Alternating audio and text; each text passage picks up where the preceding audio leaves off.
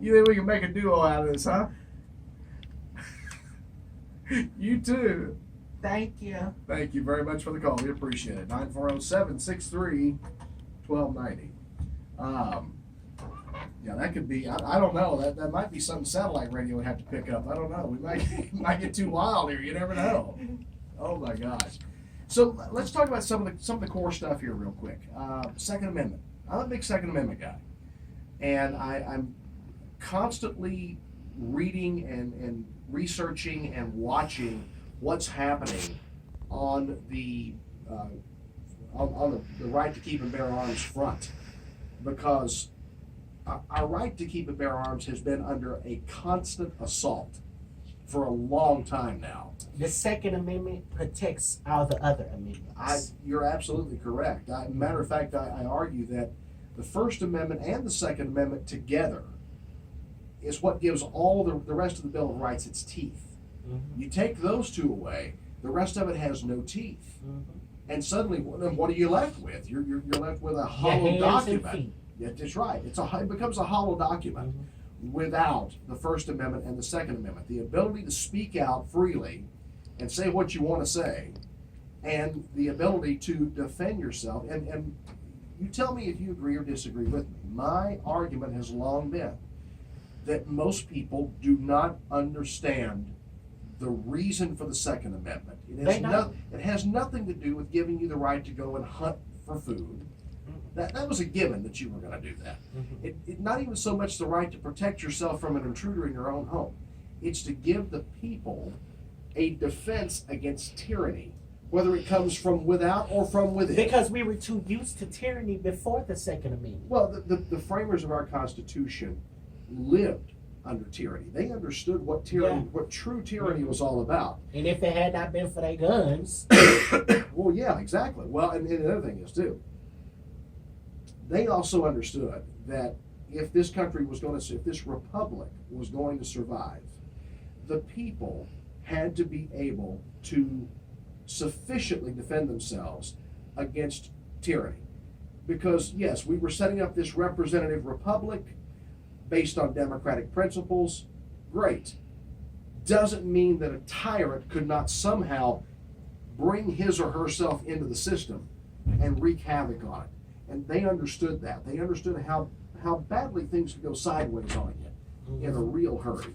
And so that's why they created, I believe, that's the whole purpose behind the Second Amendment. And it gives us a defense. And I like to explain to black people this way. You know, back then, we had a Second Amendment, but we weren't insured to that Second Amendment. We weren't assured to it. You know, if it hadn't been for Abraham Lincoln and Republicans at the time, there would be no Second Amendment for us. Right. You know, them Democrats did everything they could to prevent us from gaining those same rights that they had. When people get to talking about the Second Amendment, they like to bring up the NRA. They say the NRA is this and the NRA is that. Well, I like to go to black people and be like, well, the NRA was started to help you out. I tell black people all the time, had it not been for the Republican Party and the NRA, there would probably be no black people right now. You know, we probably still be in slavery or something like that. I doubt it would have lasted this long. But had it not been for the Republican Party and the NRA, we wouldn't be where we are today. I think I can't do nothing with the NRA right now because I'm a convicted felon. So I cannot own a gun. But I will fight for everybody's right to do so. And that was also a main piece of my pardon application to the governor, was trying to get that pardon, is to restore my Second Amendment rights. Because as a Trump supporter out here, it's crazy. Yeah. You got folks knocking your kids' hats off their heads and stuff like that. What am I supposed to do? Are you at all concerned about violence toward yourself because you happen to be a black woman running as a Republican? Sir, I'm a wide load. I'm a big old person. I'm big. You know, I wish somebody. Listen. I watch YouTube videos all the time, and I see how these Antifa folks just walk up to people and just talk to them any kind of way. And in all my years of being a Republican, and all my time of supporting Trump, I ain't had not one of that yet. Right. I'm still waiting on it. Yeah. Not just because I can talk just as crazy as they can, but because I want to instill. I might can knock some knowledge into one of their heads. Well, and you're not somebody that I would perceive to be a weak individual at all, and I don't mean that because of your physical build, but you come across your attitude. You come across as a strong and confident individual. I am. And so you have to be. And I think more often like Donald than not, Trump. I think more often than not, the Antifa people, the people that they try to attack, they hide. They first of all they hide. Yeah, they hide their faces. Where have we seen that before? KKK. And then they go out and they target the weakest people they can. Mm-hmm. The people who can't defend themselves. Yes. Like back in the day, the KKK targeted the black folks. Because we ain't had no guns at the time. Right. So there was no defense. So, as someone who does have a felony conviction, you're prohibited from owning a firearm. But you do support the Second Amendment. I support it wholeheartedly. And if you're granted a pardon by the governor, then your right to own a firearm will be restored. So if y'all know how to write the board of pardons and paroles, write them for me. So it's a unique story you've got here, coming from the place that you came from, and what you were involved in, from stealing, shoplifting, getting caught, ending up with a felony conviction, spending time in jail, and then coming out of that to where you are now as a candidate in a Republican primary. That was hard work. Well, it's hard work for someone who doesn't have the challenges that you have, obviously. But imagine trying to explain that to people as you're going up to them, trying to get their signatures on for your ballot initiative and all that.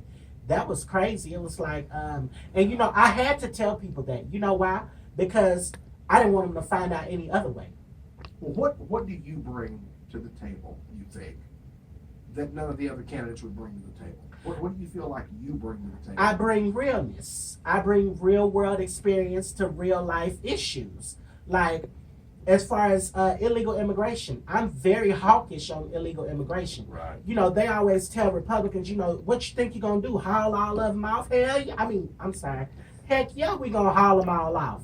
If Dwight Eisenhower could haul off millions of illegal aliens back then, why can't we do it now? And we got better resources.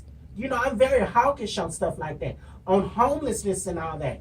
I feel like there are a lot of issues that Republicans want to address, but don't address them because they're too afraid of being labeled as anti-this, anti-that, racist this, racist that. All that. Put all that aside and get done what we need to get done. So I feel like if I was in there addressing some of these issues with them, like one of my main issues is welfare. I feel like welfare needs to be addressed. Republicans want to address it, they just don't want to address it. They don't want to be seen as wanting to take you this or take you that. Screw that, take it.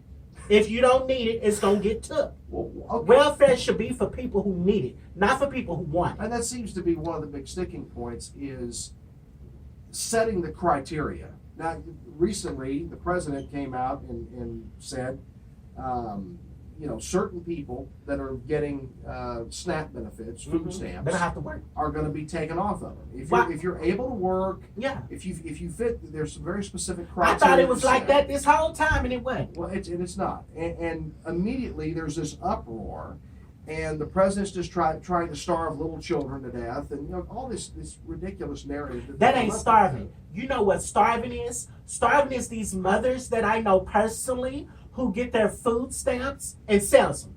Yeah. Starving is when you get your food stamps and you buy everything but the right thing. Me personally, I feel like if you own government assistance, there is no reason why you should be out here buying cakes, cookies, and ice creams and soda pops with my money. Because at the end of the day, I'm going to have to pay for your health. Totally agree. I think you need to be drug tested.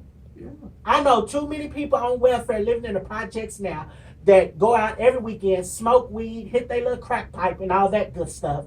And then they're not able to stay awake and all that for their kids' homework, to help with their kids' homework and stuff like that. How you expect these kids to get out of poverty if you doing the same thing that got you into poverty? Well, as And I it's a said generational earlier, curse. as I said Regular earlier, Republicans are not going to be able to address this the way I want to address it, As the I way s- we need to address it. As I said earlier, it has become a generational thing. The kids are on the welfare. Mhm. Mom and dad were. Grandma and grandpa were. That also And it- cuts into the spending situation. I mean, If we can get these entitlement programs, so-called entitlement programs in check, right. we can get that spending in check.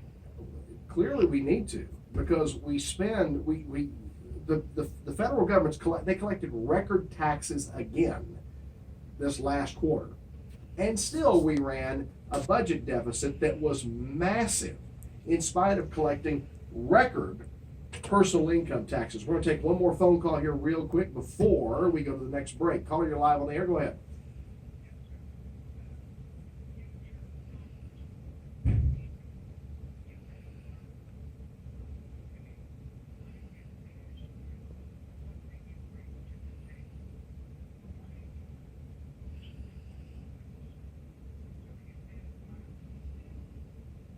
All right, thanks for the call, brother. Thank We you. appreciate it. 940-763-1290. We've got CarPro USA Minute and the Cowboys Report coming up. We'll come back and wrap it up with Monique Worthy. She is a Republican candidate for 13th Congressional District. More coming up here on Wake Up Call in just a moment. I wish. Okay.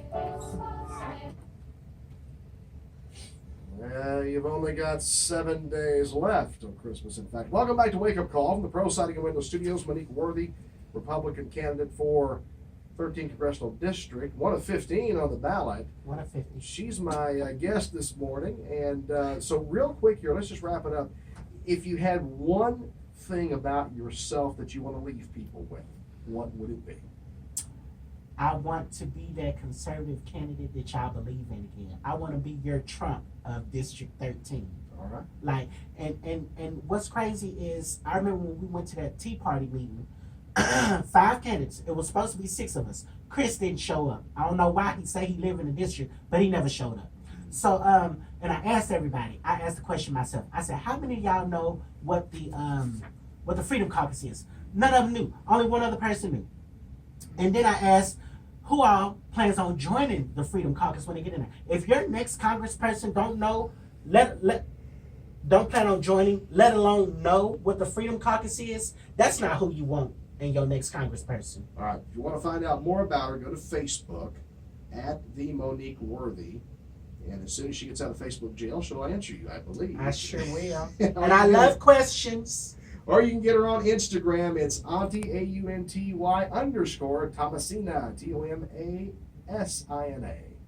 And thank you very much for being here this morning. It's been an enjoyable interview.